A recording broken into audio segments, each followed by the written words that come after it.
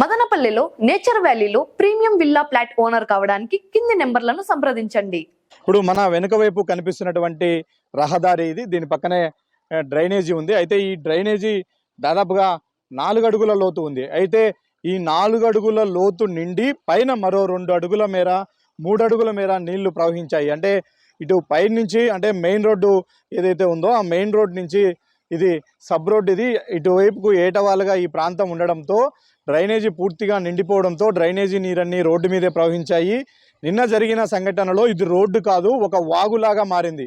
అటువైపు నుంచి ఇటువైపు వరకు కంటిన్యూగా 3 అడుగుల లోతు నీళ్లు ఇదే రోడ్డు పైన ప్రవహించాయి. అయితే ఎవరైనా ఆ సమయంలో ఈ రోడ్డు మీద వస్తూ ఉన్నారంటే పక్కనే ఇంత లోతు కలిగిన డ్రైనేజీ ఉంటుందని ఎవరు గుర్తించలేరు. నీళ్ళలో మొత్తం కలిసిపోయి ఉంటుంది. ఇదంతా కూడా ఓపెన్ డ్రైనేజీ, దీని మీద ఎలాంటి క్లోజింగ్ లేదు కాబట్టి బయటకు ఉన్నటువంటి డ్రైనేజే. ఇది ఎప్పుడైతే నిండుతుందో వెంటనే రోడ్డు మీదకి నీళ్ళు వస్తాయి. అంతేకాదు రోడ్డు మీద కూడా నిన్న పడినటువంటి వర్షానికి భారీగానే నీళ్ళు వచ్చాయి.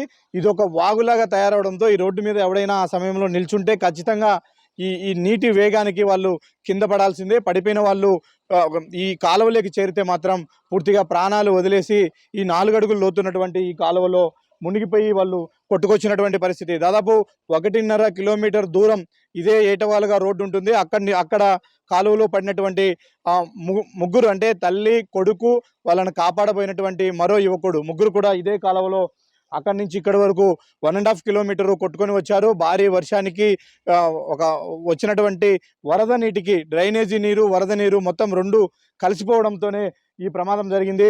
అయితే 1.5 కిలోమీటర్ మేర అంత డెడ్ బాడీలు ఎక్కడా కూడా ఆగలేదు. అంటే ఎంత వేగంగా నీటి ప్రవాహం ఉందో మనం ఒకసారి అంచనా వేసే ప్రయత్నం చేస్తున్నాం. ఎగ్జాక్ట్లీ ఇదే ప్రాంతంలో 2 మృతదేహాలను అధికారులు వెలికి తీశారు, పోలీసులు వెలికి తీశారు. ఇక్కడే ఎందుకు డెడ్ బాడీ ఆగిందనడానికి కూడా మనకు ఒక రీజన్ ఉంది. ఇక్కడ కాలువకు అంటే కింది నుంచి కేవలము 1.5 అడుగులోనే ఒక ఇనుప రాడ్ ఉంది. బహుశా ఇది ఇంట్లోకి నీళ్లు వెళ్ళే కుళాయి పైప్ లైన్ కావచ్చు. అది కూడా ఇనుప రాడ్ కావడంతో కింద ఒక పెద్ద బండరాయి ఉంది కాలువలో, మధ్యలో ఇనుప రాడ్డు ఉంది. అంటే ఆ రెండింటి మధ్యలో గ్యాప్ కేవలము 1.5 అడుగు మాత్రమే ఉండడంతో ఆ 2 బాడీలు కూడా ఈ ఇనుప రాడ్డును తట్టుకొని ఇక్కడే ఆగాయి. ఈ రాడ్డు గిన ఇక్కడ లేకపోతే ఇంకా పూర్తి స్థాయిలో బాడీలు ఇంకో 1 కిలోమీటర్ దూరం కూడా ఇదే నీటిలో కొట్టుకుపోయే పరిస్థితి ఉండేది. వర్షం తగ్గిన తర్వాత అధికారులు సహాయ చర్యలు చేపట్టారు. ఆ మృతదేహాలను వెలికి తీసే ప్రయత్నంలో ఇక్కడ 2 మృతదేహాలను గుర్తించారు. అయితే ఇక్కడున్నటువంటి ప్రవాహానికి ఆ యువకుడి మృతదేహం మాత్రం ఇక్కడ కూడా ఆగకుండా నేరుగా ఇంకా కింది వైపుకు ఆ బాడీ వెళ్ళినట్టుగా తెలుస్తుంది. అక్కడ మరో మృతదేహాన్ని అధికారులు వెలికి తీశారు. అయితే ఇంతటి దారుణమైనటువంటి సంఘటన గతంలో రాయచోటిలో కూడా ఎప్పుడూ జరగలేదు. ఎందుకంటే రాయచోటి కరువు పీడిత ప్రాంతం, ఇక్కడ పెద్దగా వర్షపాతం నమోదైనప్పటికీ కూడా ఎటు నీళ్ళు అటు వెళ్ళిపోయేటి. కానీ కేవలము 2 గంటల వ్యవధిలోనే సుమారు 144 మిల్లీమీటర్ల వర్షపాతం నమోదైన నేపథ్యంలో ఒక్కసారిగా భారీ వరద నీరు చేరింది. దానికి డ్రైనేజీ తోడైంది. డ్రైనేజీ వ్యవస్థ రాయచోటి మున్సిపాలిటీలో ఎంత అస్తవ్యస్తంగా ఉందో చెప్పడానికి నిన్న జరిగినటువంటి సంఘటన ఒక ప్రత్యక్ష ఉదాహరణ. 4 ప్రాణాలు బలి తీసుకున్నటువంటి రాయచోటి డ్రైనేజీ వ్యవస్థ పనితీరు ఏ విధంగా ఉందో తేటతెల్లమైంది. మనతో పాటు ఇక్కడ కొంతమంది స్థానికులు ఉన్నారు, వాళ్ళని అడిగి తెలుసుకునే ప్రయత్నం చేద్దాం. అసలు నిన్న ఏం జరిగింది అనేది. ఇదే ప్రాంతంలో వాళ్ళు ఉన్నారు. వర్షం ఏ రేంజ్లో పడింది, తర్వాత సహాయ చర్యలు ఎలా జరిగాయి అన్న, ఏం జరిగింది మొత్తానికి నిన్న? నా పేరు Jafar Ali Khan, governor function hall ఓనర్ని.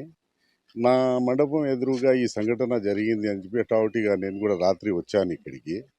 వచ్చిన తర్వాత ఈ పైపుకు ఇక్కడ స్థానికంగా ఉండేవాళ్ళు, నివాసం ఉండేవాళ్ళు అందరూ వచ్చి ఆ డెడ్ బాడీలను తీస్తూ ఉన్నారు.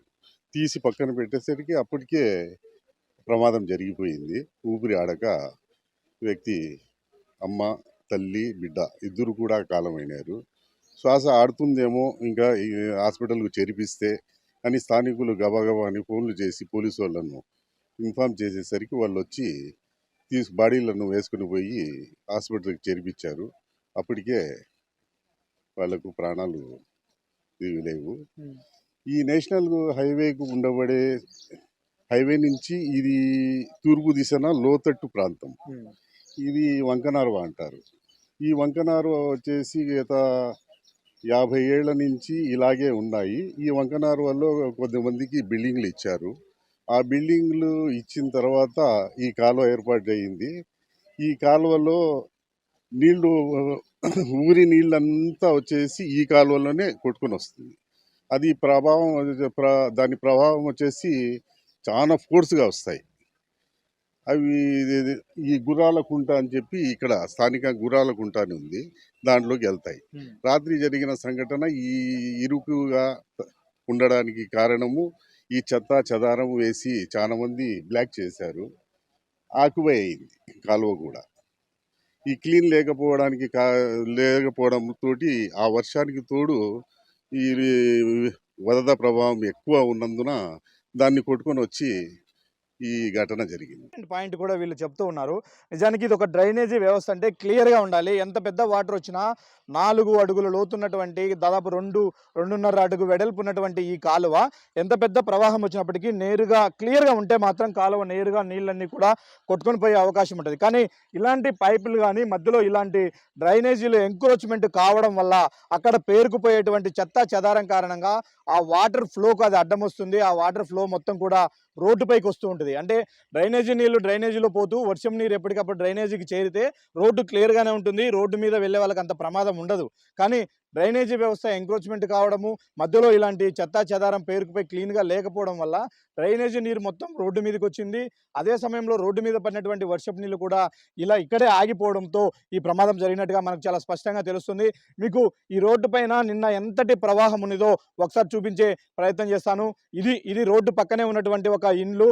దాదాపు ఇంత మేర నీళ్లు ప్రవహించాయి అంటే దాదాపు నా మోకాలి పై వరకు కూడా ఇక్కడ నీళ్ళు వెళ్ళాయి. ఇంత లోతులో ఇంత డౌన్లో ఫ్లో అంత వేగంగా వాటర్ వస్తూ ఉందంటే మాత్రం ఖచ్చితంగా ఈ రోడ్డు మీద నిలబడుకున్నటువంటి ఎంత బలమైనటువంటి వ్యక్తి అయినా కూడా స్టాండర్డ్గా నిలబడలేడు. ఖచ్చితంగా ఆ నీటి ప్రవాహానికి కింద పడిపోతారు. పడిపోయిన వెంటనే రోడ్డు నీళ్ళని డ్రైనేజీలకు వెళ్ళడానికి కొద్దిగా ఏటవాలుగా ఇటువైపు ఉంది కాబట్టి ఖచ్చితంగా కింద పడిన వెంటనే డ్రైనేజీలకు వెళ్ళే పడిపోయే ప్రమాదం ఉంది. అలా పడిపోవడం కారణంగానే ఇక్కడ మరి 4 అడుగుల లోతు, పైన ఒక 2 అడుగులు వాటర్, మొత్తం 6 అడుగుల మేర నీళ్లు ఇక్కడ నిలబడంతో 6 అడుగుల లోతు గుంతలో పడినట్లుగా అయిపోయింది వాళ్ళ పరిస్థితి. దాంతో ఊపిరాడక ప్రాణాలు వదిలారు. వాళ్ళ మృతదేహాలు దాదాపు 1.5 కిలోమీటర్ మేర కొట్టుకొని వచ్చాయంటే నిన్నటి వర్ష తీవ్రత, అలాగే ఆ వర్షానికి వచ్చినటువంటి వరద, డ్రైనేజీ వాటర్ యొక్క తీవ్రత ఏ స్థాయిలో ఉందో మనకు చాలా స్పష్టంగా అర్థమవుతుంది. ఇప్పటికైనా మున్సిపల్ అధికారులు ఈ డ్రైనేజీ మొత్తాన్ని కూడా క్లియర్ చేయాలి. డ్రైనేజీ వ్యవస్థను బాగు చేస్తే తప్ప మరోసారి ఇలాంటి వర్షపాతమే రాయచోటిలో నమోదైతే మరికొన్ని ప్రాణాలు పోయే అవకాశం అయితే కనిపిస్తుంది స్పష్టంగా. కాబట్టి ఇప్పటికైనా తమ డ్రైనేజీ వ్యవస్థను బాగు చేయాలి. ఎక్కడెక్కడైతే డ్రైనేజీ ఆక్రమణలకు గురైందో వాటన్నిటిని తొలగించాలి అని కూడా ఇక్కడ ఉన్నటువంటి స్థానిక ప్రజలు బలంగా డిమాండ్ చేస్తూ ఉన్నారు.